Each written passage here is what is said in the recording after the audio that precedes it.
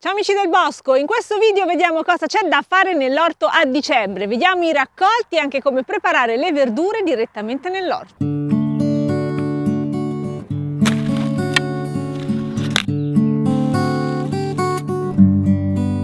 Nell'orto a dicembre, quando le temperature sono miti, non è bello soltanto raccogliere le verdure, ma anche cucinarle e mangiarle. Fotografia della situazione, la nostra linea di sovescio continua a crescere, la linea dei finocchi sta bene, per fortuna che li abbiamo protetti perché le gelate ci sono state e qualcuno che era rimasto fuori in effetti si è rovinato, ma quelli sotto stanno bene. Mi raccomando, contro le gelate sempre una bella pacciamatura dove serve anche una copertura. In questa linea ci sono le fave, ancora non le vedete, vanno guardate da vicino, ma stanno spuntando. Questa è la linea dei cavoli e continuiamo a raccogliere progressivamente. C'è ancora un broccolo da prendere. Qui ho anche un mini broccolo perché la pianta, dopo che noi abbiamo raccolto il primo fiore, tenta di farne qualcun altro. Sono piccoli ma funzionano lo stesso in cucina. Questi sono i cavolini di Bruxelles. Mi hanno dato soddisfazione perché è la prima volta che riesco a fare delle belle piante così. Ne raccolgo qualcuno. Questi vanno raccolti progressivamente, man mano maturano nella pianta a partire dal basso verso l'alto, quindi passate ogni tanto altrimenti superano il punto giusto di maturazione. In questa aiuola qua ci sono gli aglioni, guarda che belli, si cominciano a vedere bene, là c'è un altro spazio ma sono più piccoli. E queste sono ancora le fave ma molto più avanti nella crescita perché le abbiamo seminate prima. Questi sono i piselli, piccoli piccoli, e questi più grandi sono i lupini. Questa è la famosa Jugelkultur. Come è arrivato il freddo, tutte le piante estive che avevamo comunque lasciato a produrre fino a che è stato possibile sono morte e allora adesso è il momento di fare manutenzione. Nella Jugelkultur ho semplicemente tagliato a zero, lasciando là tutta la materia rimasta, le piante estive che ormai erano morte, quindi sono andate a fare anche loro nutrimento per il prossimo anno. In più ho aggiunto una bella pacciamatura, avevo un bel mix di foglie e erba tagliata e quindi adesso c'è un bello strato. Quello che mi aspetto è che questo inverno ci saranno piogge, ci sarà freddo, ma lì continuerà una attività microbiologica e quindi anche una preparazione della terra. A primavera poi io avrò un punto dell'orto dove sarà facile trapiantare indipendentemente dall'andamento meteo, perché qui avendo una zona a rilievo non ho il ristagno idrico. Questa tecnica di copertura, lasciando tutto fermo a riposo, la potete utilizzare anche voi, non è detto che abbiate una aiuola rialzata o una Jugelkultur come in questo caso, in qualsiasi orto si può applicare questa tecnica. A dicembre i raccolti non mancano perché abbiamo tutti gli ortaggi sui quali abbiamo lavorato a fine estate, i finocchi,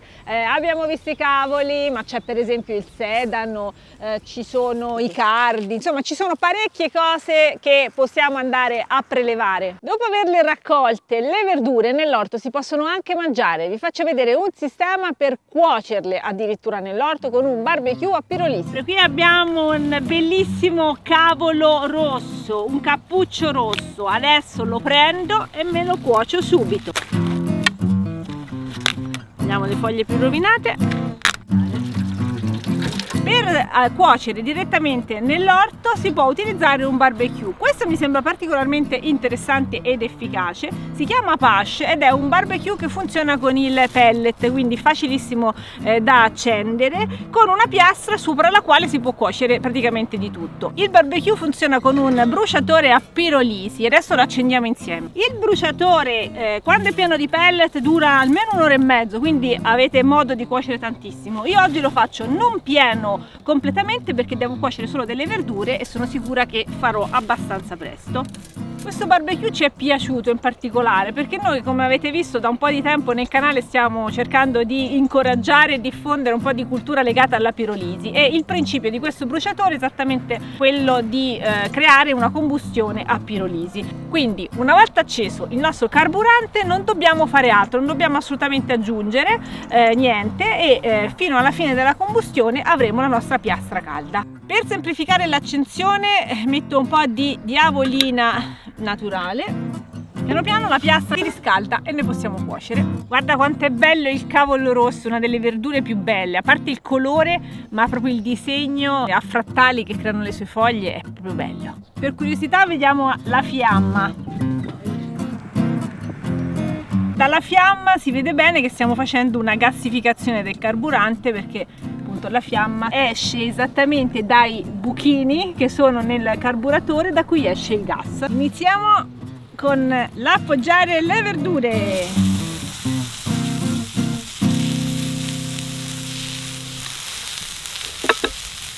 Mi piace molto questa idea perché l'orto può diventare anche un luogo di aggregazione in cui stare con gli amici. Quando si sta in compagnia naturalmente si vuole mangiare qualcosa e si può mangiare addirittura qualcosa di appena raccolto e freschissimo. Comunque, se siete interessati anche voi a cucinare nell'orto, vi lasciamo il link di questo barbecue portatile prodotto da un'azienda italiana. Questo ci piace, insomma, che sia un prodotto italiano. Consiglio di cottura: prima di mettere le vostre verdure a cuocere, date una spennellata di olio sulla piastra. Per me è già cotto perché le verdure sono buone, diciamo, anche croccantine. Altre verdure che si prestano bene a una cottura del genere sono i finocchi, che possiamo fare a fettine. Gradualmente cuociamo anche questi. Altra verdura facilissima da preparare, piena di sapore per fare il nostro barbecue, sono i porri. Li abbiamo semplicemente tagliati a metà, sciacquati, tagliati a metà, e li facciamo scottare anche loro. Se cuocete qualcosa che ha dei grassi, lungo la piastra c'è una canaletta di raccolta che finisce in questo cassettino qua. Vedi? La piastra si pulisce facilmente, soprattutto quando è ancora tiepida. Prima che si raffreddi del tutto, sciacquatela e tornerà come nuova. La mia ricetta si completa naturalmente con il condimento. Questo è facilissimo, vi do la ricetta. Ho utilizzato le foglie del finocchio stesso, ok, freschissime, un pochino d'aglio, un pochino di peperoncino, sale e olio, ecco qua, e questo io lo metto sopra le mie verdurine. Una volta finito di cucinare, se fa freschino, questa diventa la nostra fiamma per stare un po' più caldi. Non resta che assaggiare le verdure appena raccolte e appena grigliate. Buone. Quando cogliamo le verdure, mano a mano vanno a perdere le loro proprietà. Avere l'orto è molto importante perché possiamo avere verdure appena raccolte, e quando raccogliamo ricordiamoci che prima le consumiamo e meglio è. Adesso sono passati veramente pochi minuti tra la raccolta e il consumo. Adesso la fiamma è finita, ma c'è ancora una brace, quindi posso rimettere la piastra pulita qua sopra e scaldarci anche una tisana. Il barbecue è leggerissimo, quindi una volta finito di cucinare lo si può riportare a casa facilmente.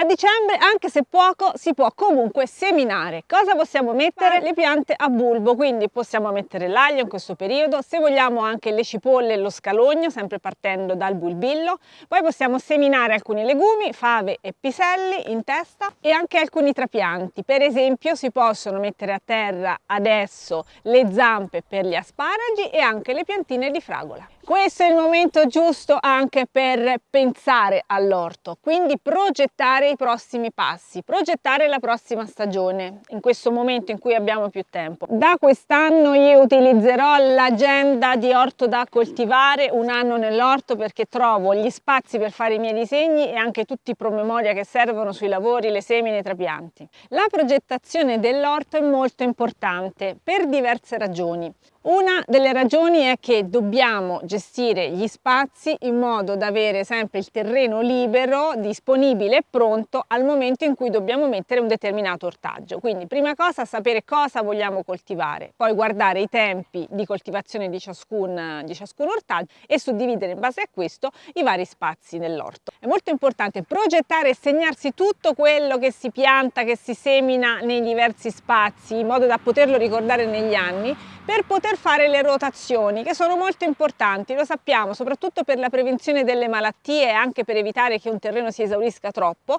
Si deve coltivare sempre un ortaggio diverso nello stesso spazio, più ortaggi insieme, comunque soprattutto cambiando le famiglie di appartenenza. Con questo libro Matteo Cereda mi ha dato uno strumento che mi semplificherà anche il lavoro di realizzazione dei video, così so sempre mese per mese che cosa vi devo raccontare. Vi lasciamo il link se siete interessati. Un anno nell'orto vi farà comodo. Prima di andare avanti con i lavori del mese, metti un bel like. A dicembre le piante degli asparagi si sono seccate, quindi adesso possiamo andare a tagliarle, devo finire ancora il lavoro qua, vado a tagliarle e nutrire il suolo. Anche in questo caso è importante riportare sempre nutrienti. Le piante tagliate non le allontano dal suolo, costituiranno la sua pacciamatura, in più però andrò a mettere anche altro materiale, metterò foglie, metterò erba tagliata, fieno, così farò uno strato ulteriore di copertura. Questa cosa qua la metto sopra, così proprio me li difende dal gelo. In più, lasciando a terra i rametti, in pratica vado anche a seminare gli asparagi, perché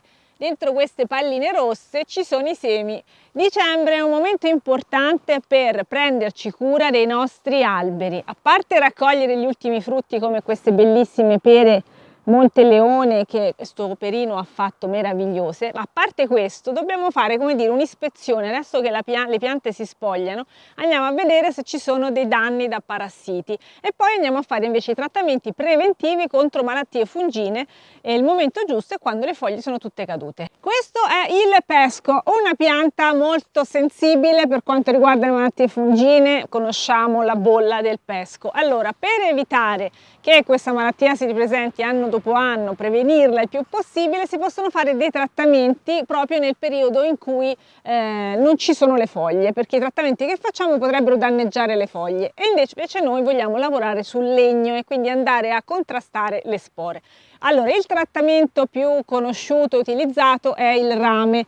Il rame va bene, ma ha una serie di controindicazioni, quindi si possono utilizzare anche altre sostanze come la propoli. Avrà forse un'efficacia meno intensa all'inizio, ma eviteremo di fare per esempio danni al suolo con il rame, che andrà a danneggiare anche i funghi che si trovano nel suolo e che invece sono nostri amici. Dicembre quindi è il mese dei trattamenti preventivi. Vi lascio il link ad un video fatto da Orto da Coltivare con Pietro Isolan, che vi spiega come si fanno i trattamenti e anche tutte le sostanze che si possono utilizzare. Spero che i consigli dell'orto di dicembre vi siano stati utili, che il bosco di Ogygia vi ispiri a coltivare. Fatemi sapere nei commenti come stanno i vostri ortaggi, come stanno i vostri alberi da frutto, e ci vediamo presto al prossimo video. Ciao!